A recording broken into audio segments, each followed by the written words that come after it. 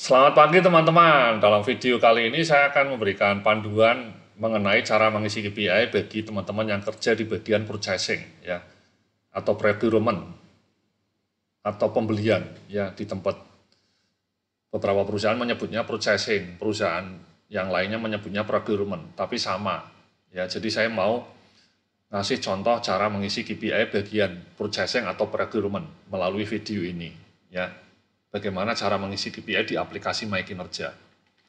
Langkah pertama, seperti biasanya Anda buka aplikasinya, alamatnya sudah diberikan oleh bagian HRD ya, alamatnya aplikasi.mykinerja.com ya, https://aplikasi.mykinerja.com. Ini alamatnya ya. Kemudian Anda masukkan alamat email Anda dan password Anda. Passwordnya sudah diberikan oleh bagian HRD. Ini saya mau ngasih contoh aja, misalnya ini punya Ibu Rina. Kemudian passwordnya.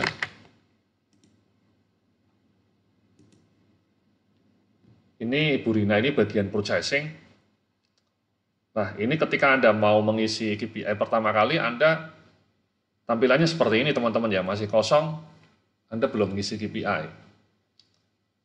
Nah, langkah pertama ketika Anda mau ngisi KPI, Anda bisa klik yang warna hijau ini, teman-teman. Ya. Kemudian klik lagi tambah. Ya, karena KPI Anda masih kosong. Nah, ini tampilannya seperti ini, teman-teman. Jadi tampilan kolom yang harus Anda isi seperti ini. Ada area kinerja harus Anda isi, KPI-nya, bobot KPI, target KPI, kemudian satuan KPI-nya apa, rupiah, persentase atau angka, atau durasi, kemudian penjumlahannya seperti apa. Tipe penjumlahan itu maksudnya di akhir tahun, KPI bulanan Anda itu, Anda kan nanti KPI-nya harus dilacak tiap bulan. Itu dijumlahkan atau diakumulasikan, atau di rata-rata, dibagi 12.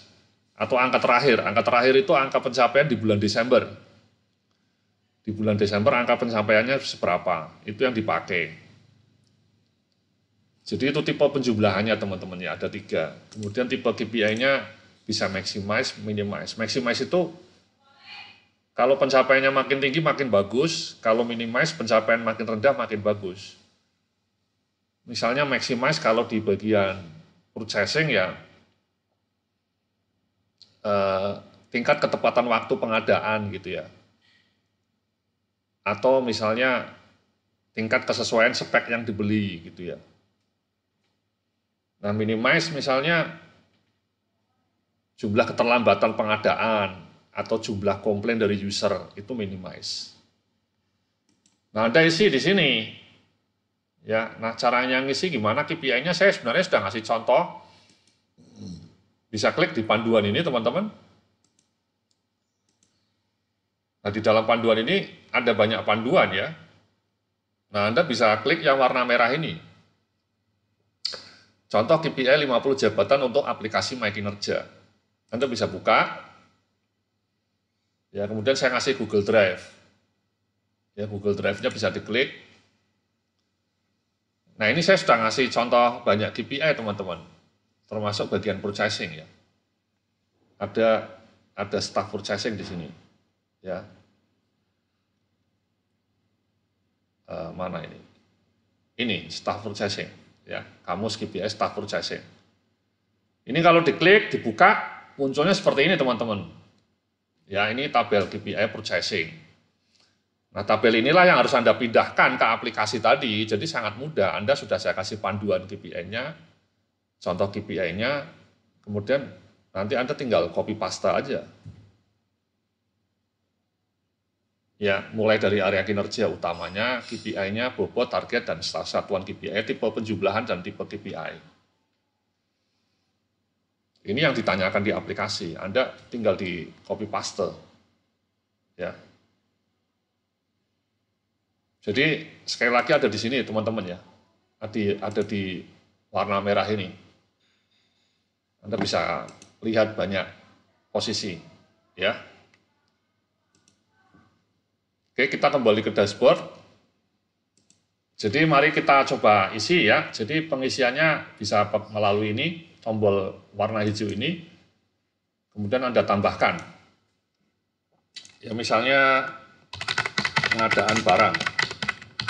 Ya, kecepatan.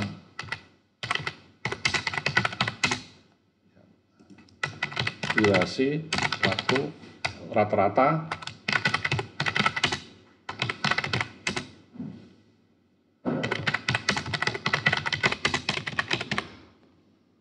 Bobotnya 25, targetnya misalnya 20 hari, durasi, ini rata-rata, kemudian ininya minimize. Ya, makin sedikit makin bagus minimize itu.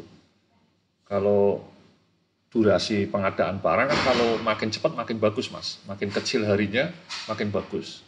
Kita simpan. Ya, ini ya. Kemudian yang kedua, ini sudah muncul pengadaan barang. Bobotnya 25%, targetnya 20 hari. Yang ini pengadaan jasa.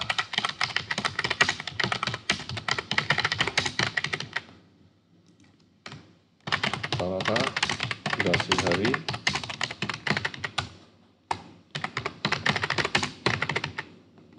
Bobotnya sama 25, targetnya mungkin lebih lama 30 hari. Mungkin samakan aja ya 20 hari ya. Durasi rata-rata minimize juga.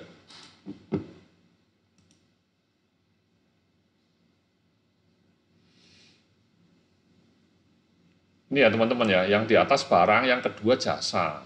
Targetnya 20 hari semua. Oke. Yang ketiga KPI-nya misalnya adalah mutu pengadaan. Tingkat pemenuhan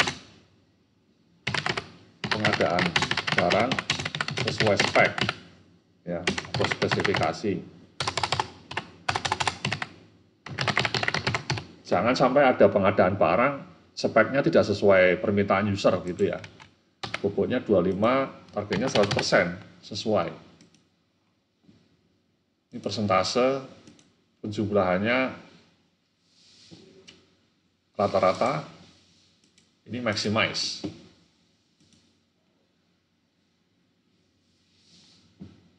Satu lagi ya, KPI-nya sudah ada 3, ini harus 100 ya bobotnya ya. Misalnya nih, biaya pengadaan.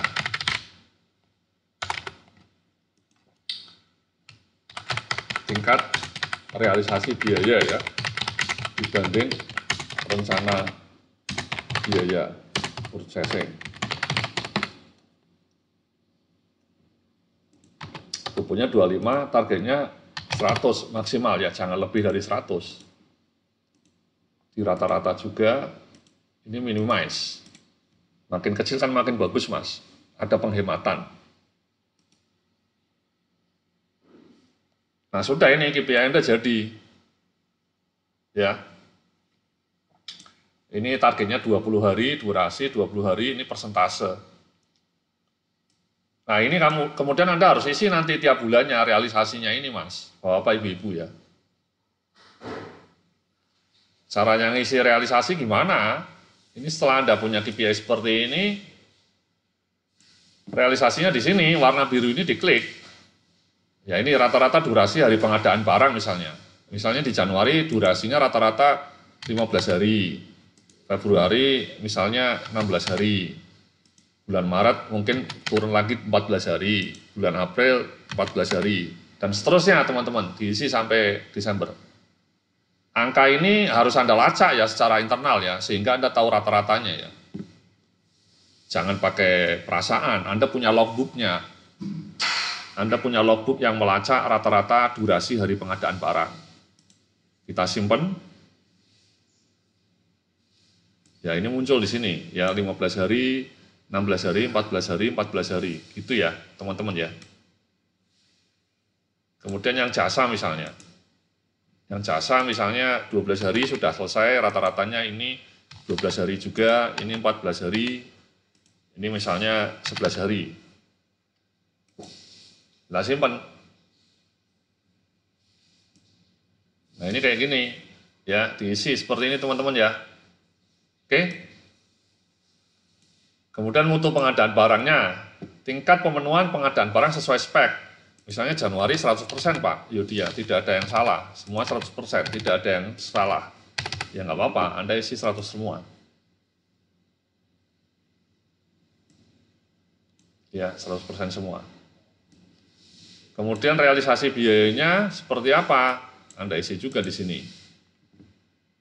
Misalnya di Januari kita bisa menghemat Pak Yudia 5%, di Februari kita bisa menghemat sampai 5% juga, Maret bahkan 10%, di April cuman 2% kita bisa menghemat. Ya, kita simpan. Jadi persentase pencapaian biaya Anda lebih rendah dibanding target ya, lebih rendah dibanding budget. Ya jadi seperti ini teman-teman ya, nanti Anda harus isi tiap bulan, ini yang paling penting.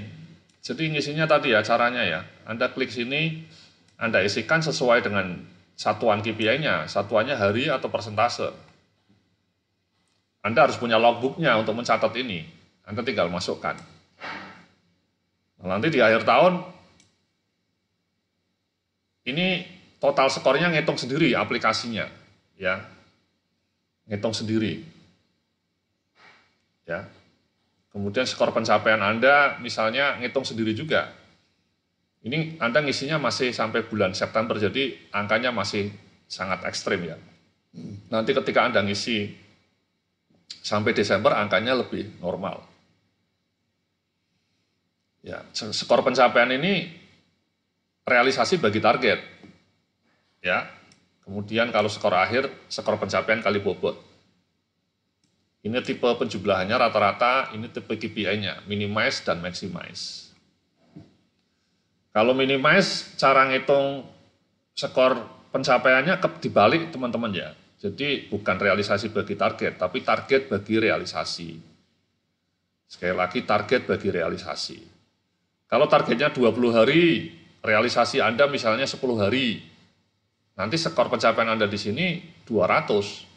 Dari mana? Karena targetnya 20 hari, pencapaian Anda cuma 10. Ya, jadi minimize sekali lagi cara ngitungnya dibalik. Ya, ini target bagi realisasi. Tapi kalau maximize itu seperti biasanya, realisasi dibagi target. Nanti ngitung sendiri ya, Anda tidak usah pusing-pusing, aplikasi yang akan ngitung sendiri, softwarenya akan ngitung, sehingga skor KPI Anda akan muncul nantinya. Yang penting Anda ngisi tiap bulannya ini rapi, ya, jangan sampai kosong, jangan sampai misalnya di sininya kosong, nggak terisi. Bagaimana caranya saya tahu 14 hari, 16 hari Pak Yudia? Ya Anda catat ya, Anda punya logbooknya. Secara internal Anda punya logbooknya, kemudian Anda rekap tiap bulan, Anda hitung rata-rata durasi pengadaan barangnya. Pokoknya jangan sampai lebih dari 20 hari, ini kan targetnya. Targetnya ini bisa diubah-ubah ya, sesuai kesepakatan Anda dengan bawahan, atasan Anda ya. Gitu teman-teman ya, cara ngisinya ya. Ini kalau Anda sudah isi nanti ya seperti ini ya. Ini sekali lagi angkanya masih cukup ekstrim karena pengisian Anda baru sampai bulan sampai bulan April. Ya, karena ini softwarenya membaginya 12 bulan. Jadi nanti ketika sudah 12 bulan akan lebih bagus. Akan lebih normal lah angkanya. Nah ini grafiknya ya. Kenapa nilaimu masih sangat tinggi? Karena memang itu ya, targetnya 20 hari. Sementara Anda rata-rata cuma 14 hari, itu kan jauh melampaui target. Ini sama ya. Targetnya 20 hari, kemudian nilai Anda atau realisasi Anda rata-rata 11 hari. Gitu ya teman-teman ya. Ini ada grafiknya. Sekali lagi ini nilainya masih sangat tinggi karena pengisiannya baru sampai April. Nanti ketika sampai Desember akan menjadi lebih mencerminkan realisasi Anda secara nyata. Jadi gitu teman-teman ya, tolong Anda isi melalui aplikasi My Kinerja dengan tertib Dan sekali lagi yang paling penting tadi, ngisi realisasinya harus tertib. Ya, sekali lagi warna birunya ini yang harus diketik tiap bulan. Ya.